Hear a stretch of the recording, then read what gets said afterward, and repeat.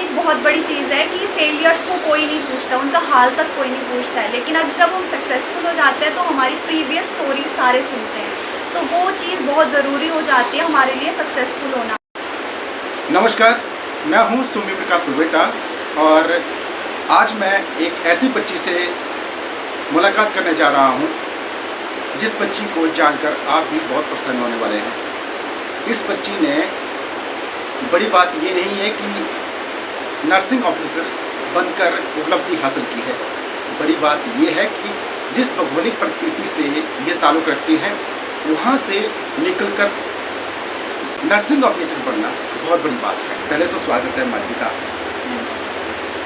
अच्छा, चूँकि आपकी भौगोलिक परिस्थिति जो है ऐसे एरिया से रही है, भरमौर जनजातीय क्षेत्र का ऐसा हिस्सा है जिसे नॉन ट्राइबल के तौर पर भी जानते हैं, पूरा गाँव है, वहाँ से ताल्लुक़ रखती हैं आप।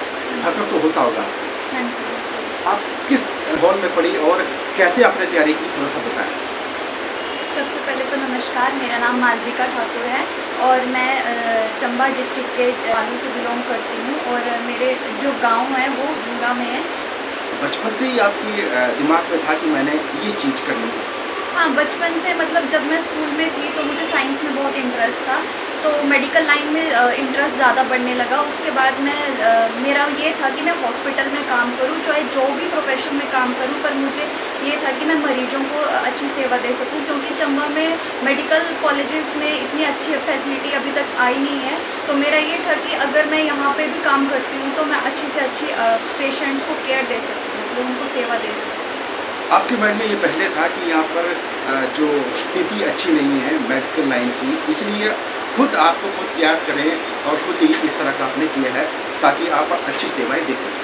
देखिए, शुरुआत तो खुद से ही करनी पड़ती है, क्योंकि हॉस्पिटल में जितनी भी फैसिलिटी होती है हम उसमें कुछ नहीं कर सकते जब तक स्टाफ अपना अच्छे से योगदान ना दे, क्योंकि सबसे पहला जो होता है, डॉक्टर से भी ज़्यादा नर्सेस पेशेंट के साथ रहती हैं। और डॉक्टर तो सिर्फ ऑर्डर देते हैं, लेकिन नर्सेस का काम पूरा 24 घंटे पेशेंट के साथ रहना होता है। अगर नर्सेस ही अपने अच्छे से काम नहीं कर पाएंगी तो पेशेंट्स जो होंगे वो जल्दी ठीक भी नहीं हो पाएंगे और ज़्यादा बीमार रहेंगे। इसलिए मेरा ये था कि अगर मैं नर्सिंग लाइन में जाती हूँ तो मैं पेशेंट्स के साथ ज़्यादा से ज़्यादा टाइम स्पेंड कर पाऊँगी, उनके साथ ज़्यादा वक्त बिता पाऊँगी, ताकि उनको अच्छे से अच्छी सेवा दे सकूँ। मालविका ने एक बहुत बड़ी बात कही है कि चंबा में हेल्थ फैसिलिटी बहुत अच्छी नहीं है। उन्हें लगा कि खुद से शुरुआत करनी चाहिए और उन्होंने खुद से शुरुआत की।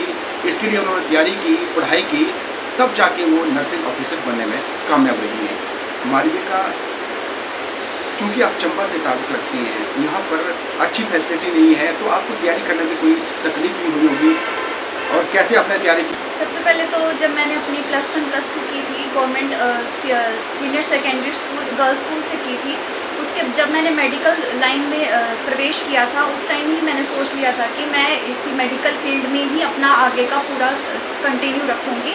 और उसके बाद मैंने अपनी पढ़ाई BSc नर्सिंग स्टार्ट करी, जो नेताजी सुभाष नर्सिंग कॉलेज से करी पालमपुर में। उसके बाद मैंने 1.5 साल काम किया है बत्रा हॉस्पिटल न्यू दिल्ली में।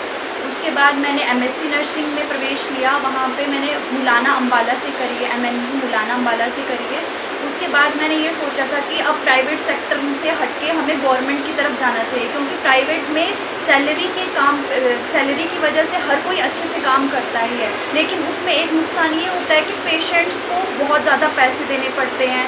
उस वजह से पेशेंट जो है वो गवर्नमेंट की तरफ भागते हैं, लेकिन गवर्नमेंट में सबसे बड़ा नुकसान ये है कि पेशेंट्स को जो है वो अच्छे से केयर नहीं मिल पाती है। वहाँ पैसे तो नहीं है, लेकिन केयर मिलना भी बहुत बड़ा एक नुकसान है, जिसकी वजह से पेशेंट्स को बहुत सफ़र करना पड़ता है। उनको अच्छे से उनका केयर ना होने की वजह से वो जल्दी ठीक भी नहीं हो पाते हैं। तो उस वजह से जो है वो मैं चाहती थी कि गवर्नमेंट में अगर अच्छी फैसिलिटी आ जाए तो उनको ज़्यादा धक्के भी नहीं खाने पड़ेंगे इधर उधर, और वो अच्छे से मतलब अपनी हेल्थ की तरफ ध्यान दे पाएंगे।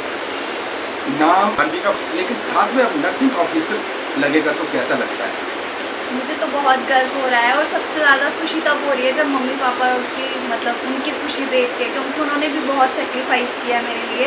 वो चाहते थे कि मतलब मैं देखती थी अपने फ्रेंड्स को, तो उनके पेरेंट्स होते थे कि थोपने का काम कि बस करना है तो करना ही है। मतलब बच्चों के ऊपर जो आजकल डिप्रेशन का जो प्रेशर है, पेरेंट्स का प्रेशर, रिलेटिव्स का प्रेशर, पढ़ाई का प्रेशर, वो सब कुछ था, लेकिन मेरे माता पिता ने मतलब ऐसा कभी मुझे आने नहीं दिया। और उस वजह से मतलब मेरे अंदर एक मोटिवेशन टाइप आया है कि अगर मेरे पेरेंट्स मुझे बहुत प्यार से आगे बढ़ने का मौका दे रहे हैं तो मुझे अपने लिए अपनी तरफ से उनके लिए भी कुछ करना चाहिए। तो ये था कि अगर मैं एम्स जो कि पूरे इंडिया का सबसे बड़ा मेडिकल कॉलेज है, अगर मैं वहाँ जाती हूँ तो वो जो गर्व मुझे अपने मम्मी पापा की फेस पे देखने को मिलेगा, that will be the happy moment.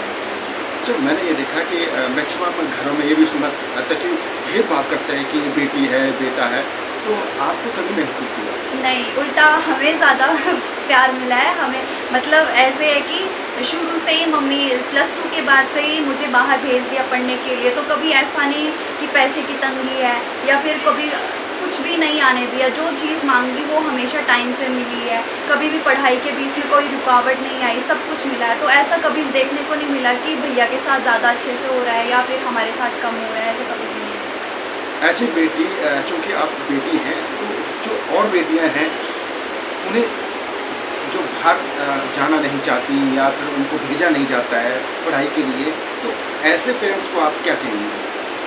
ऐसा है कि आजकल इंडिपेंडेंट जो होना सबके लिए बहुत ज़रूरी है, चाहे वो लड़का हो चाहे वो लड़की हो। पहले ज़माने में होता था कि लड़के के ऊपर सारा बर्डन डाला जाता था कि हाँ ठीक है, तुम्हें घर चलाना है तो तुम ही पढ़ो, लड़कियों को सिर्फ घर। आजकल मतलब पूरे इंडिया में अभी भी कुछ जगह ऐसी हैं जहाँ पे ये चीज़ अभी भी कंटिन्यू है, लेकिन मैं चाहती हूँ कि लड़कियों के लिए भी उतना ही ज़रूरी होना, इंडिपेंडेंट होना उतना ही ज़रूरी है, ताकि वो आगे चल के किसी के ऊपर निर्भर ना रहें, अपने लिए अब सब कुछ अपने लिए करें। क्योंकि देखा जाता है तो लड़कियाँ ज़्यादा आगे बढ़ रही हैं आजकल, तो इसलिए। अच्छा, बी के पेरेंट्स से कितनी आपको मदद मिली है?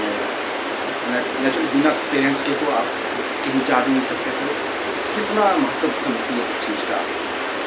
पेरेंट्स का सबसे पहला मतलब योगदान पेरेंट्स का ही होता है, चाहे वो मोटिवेशन हो चाहे डीमोटिवेशन हो। क्योंकि पढ़ाई तो हम कहीं से भी कर सकते हैं, कोई भी टीचर आके हमें पढ़ा सकता है, लेकिन जो एक साथ में सपोर्ट, गाइडेंस और एक इमोशनल सपोर्ट सबसे ज़्यादा जिसको बोल सकते हैं, वो हमें घर से ही मिलता है, और घर में भी सबसे पहले मम्मी पापा से मिलता है। तो अगर बच्चे के पास वो नहीं होगा या फिर उनके मम्मी पापा उनको आगे बढ़ने का मौका ही नहीं देंगे, तो पढ़ाई कोई फ़ायदा नहीं है। फिर एक जो सपोर्ट होता है वो फिर अगर बच्चे को ना मिले तो वो डिप्रेशन की तरफ जा सकता है। तो मैं तो यही चाहूँगी कि पेरेंट्स का सपोर्ट बहुत ज़रूरी होना चाहिए बच्चे के लिए, ताकि वो कभी भी अपने मोराल को डाउन ना कर सके। चूँकि कई बार ऐसा भी देखा जाता है कि बच्चे जो है घर से बाहर नहीं निकलते हैं। आप तो अलग क्षेत्र में जाकर पढ़ी हैं, अलग ज़िले में जाकर पढ़ी हैं, तो ऐसी सोच कैसे विकसित हो पाई है? ऐसा मतलब ऐसा कुछ सोचा नहीं था, बस मेरा ये था कि मुझे जहाँ जो मेरा ड्रीम है वो मुझे अचीव करना है। तो मैं जैसे जैसे मैं आगे बढ़ रही थी वैसे वैसे मैं सर्च करती कि कौन सा अच्छा इंस्टीट्यूट है, कहाँ पढ़ना चाहिए कहाँ नहीं पढ़ना चाहिए। शुरुआत में इतना नॉलेज भी नहीं होता था, क्योंकि हमें कोई गाइड करने वाला नहीं होता है कि इस स्ट्रीम में और कहाँ कौन सी जगह अच्छी है। लेकिन धीरे धीरे जब पता चलता गया तो मैं वहाँ पे जाती गई। और बहुत मुश्किल होता है बाहर भी एडजस्ट करना, मतलब घर से तो सिर्फ पैसे आते हैं, लेकिन हमें तो पूरी आगे का सब कुछ देखना पड़ता है, कैसे रहना, खाना पीना। और बाहर में तो हमारा जो खाना पीना होता है वो भी मतलब मैच नहीं करता है, तो उसकी वजह से हमें बहुत सी चीज़ें फेस करनी पड़ती है, बहुत मतलब बीमारी भी देखनी पड़ती है, वहाँ का एनवायरनमेंट भी सूट नहीं करता है, तो वो बहुत सी प्रॉब्लम्स आती हैं। लेकिन हमें इस चीज़ को साइड में रख के अपने ड्रीम्स की तरफ जाना चाहिए, क्योंकि मतलब सफलता उसी को मिलती है जो इन सब रुकावटों का सामना करता है। चूँकि एक बच्ची जब घर में पैदा होती है तो भाई भी साथ में थे, लेकिन बच्ची को ऐसा ही माना जाता है कि माँ बाप की काफ़ी लाडली होती है, तो उनको घर से बाहर भेजने में थोड़ा हिचक होती है। और जो बेटा होता है, जो भाई है, उसका भी काफ़ी सहयोग मिलता है। तो इस मामले में आपके परिवार में क्या चीज़ें रही हैं? जी, मेरे घर में ऐसा कुछ नहीं हुआ है कि हमें बाहर जाने से रोका जाए। मतलब हर एक प्रकार की जो भैया को छूट मिलती थी वही छूट हमें मिली है। आज दिन तक हमारे साथ कभी भी ऐसा भेदभाव नहीं हुआ है कि उसको ये मिल रहा है और हमें नहीं मिल रहा। हमें हमेशा पढ़ाई और पर्सनल चीज़ों के लिए भी हमें कभी भी रोका नहीं गया। तो उसमें हर किसी का मतलब ऐसा नहीं था कि भैया को कोई प्रॉब्लम हो या मम्मी पापा को कोई प्रॉब्लम हो, सबका सेम ही सपोर्ट रहा है हर चीज़ के लिए। अच्छा, टीचर का भी योगदान रहता है इसमें कहीं ना कहीं, तो ऐसा कोई टीचर जिसका आपकी लाइफ में बड़ा अच्छा योगदान रहा हो? अभी मैं जब पढ़ रही थी, अपने एग्ज़ाम की प्रिपरेशन कर रही थी, तो वहाँ पे मुझे एक सर सर थे बहुत ज़्यादा, उन्होंने इमोशनल सपोर्ट भी किया मुझे, साइकोलॉजिकल भी, और बीच बीच में जब मोरल डाउन हो जाता था, क्योंकि जब हम तैयारी करते हैं ना किसी गवर्नमेंट की, तो बीच में बहुत सी चीज़ें ऐसी आती हैं जो हमें बिल्कुल नीचे गिरा देती हैं। तो उसमें उस टाइम सेल्फ कॉन्फिडेंस होना मतलब बहुत ज़रूरी हो जाता है एक एग्ज़ाम क्लियर करने के लिए। तो वहाँ पे एक सर थे, उन्होंने मेरा बहुत साथ दिया, एनाटॉमी पढ़ाते थे वो हमें। तो मैं उन्हें थैंक यू कहना चाहूँगी कि पर्सनली और प्रोफेशनली उन्होंने मुझे बहुत सपोर्ट किया। बहुत से बच्चे डिप्रेशन में भी चले जाते हैं, कई तरह की चीज़ें होती हैं। आप एक लड़की हैं, आपको भी कई चीज़ें फेस करनी पड़ती होगी, तो इस तरह के दौर से कैसे निकलते हैं बच्चे, थोड़ा सा ये बताएं। एक्चुअली मैंने तो बहुत कुछ फेस किया था, क्योंकि जहाँ मैं पढ़ रही थी वहाँ का खाना पीना रहना कुछ भी अच्छा नहीं था। लेकिन मेरा ये था कि मुझे अपना ड्रीम अचीव करना है, वरना ये सब जो मैं सहन कर रही हूँ उसका कोई फ़ायदा नहीं है। एक साल भी बर्बाद हो जाएगा, खाना मतलब जो भी मैंने अपनी प्रॉब्लम्स फेस किए हैं उसको कोई नहीं सुनेगा अगर मैं सफल नहीं होती हूँ। क्योंकि आज एक बहुत बड़ी चीज़ है कि फेलियर्स को कोई नहीं पूछता, उनका हाल तक कोई नहीं पूछता है, लेकिन अब जब हम सक्सेसफुल हो जाते हैं तो हमारी प्रीवियस स्टोरी सारे सुनते हैं। तो वो चीज़ बहुत ज़रूरी हो जाती है हमारे लिए सक्सेसफुल होना, क्योंकि सक्सेसफुल पर्सन ही आगे जाके अपनी पुरानी चीज़ें बता सकता है कि उसने कौन सी प्रॉब्लम्स फेस करी हैं या उसने क्या क्या देखा है अपनी लाइफ में, तभी आगे जाके कोई बंदा मोटिवेट हो सकता है। अच्छा, चूँकि आप जिस एज में हैं, हम माहौल देखते हैं, आपको ही पता है किस तरह का माहौल है, तो इस तरह के माहौल में उनको लगता है कि पढ़ाई बाद में, पहले मौज मस्ती। तो आपके माइंड में इस तरह की चीज़ें भी आती होती होंगी, देखो मेरी जो सहेली है ये करती है, या फिर मेरी एज के बच्चे ये करते हैं और मैं यहाँ पर पढ़ाई में मगन हूँ। हाँ, ऐसा मेरे मन में आया था जब मैं एज अ टीचर वहाँ पे after MSc as a teacher काम कर रही थी प्राइवेट सेक्टर में। तो मेरे फ्रेंड्स जब मैंने जॉब छोड़ दी, उसके बाद मैंने अपनी फिर से पढ़ाई स्टार्ट करी, तो मेरे फ्रेंड्स पीछे बहुत मज़े करते थे, सैलरी भी अच्छी थी। तो मैं भी सोचती थी कि मैंने क्यों छोड़ा, मैं भी आराम से मस्ती कर सकती थी। बट मेरा जो गोल था, जो मेरा ड्रीम था, वो मुझे अचीव करना था, तो उस चीज़ को मैंने उसके ऊपर रखा, उसको ज़्यादा प्रायोरिटी दी। तो मैंने सोचा कि देर से सही बट अच्छा ही चाहिए। अच्छा, आप तरफ से जो बच्चे नर्सिंग ऑफिसर बनना चाहते हैं, क्या मैसेज है, किस तरह से तैयारी होनी चाहिए ताकि वो आपसे मोटिवेट हो सके? जब मैं बीएससी में थी तो मुझे उस टाइम इतना नॉलेज नहीं था कि एम्स, उस टाइम शायद नोरसेट का आया भी नहीं था, तो एम्स का इतना क्रेज़ भी नहीं था। लेकिन अब जो टाइम है बहुत कंपटीशन बढ़ रहा है, तो मैं सबको यही कहूँगी कि अगर तुम फर्स्ट ईयर में हो तो तभी से ही तैयारी शुरू कर दो।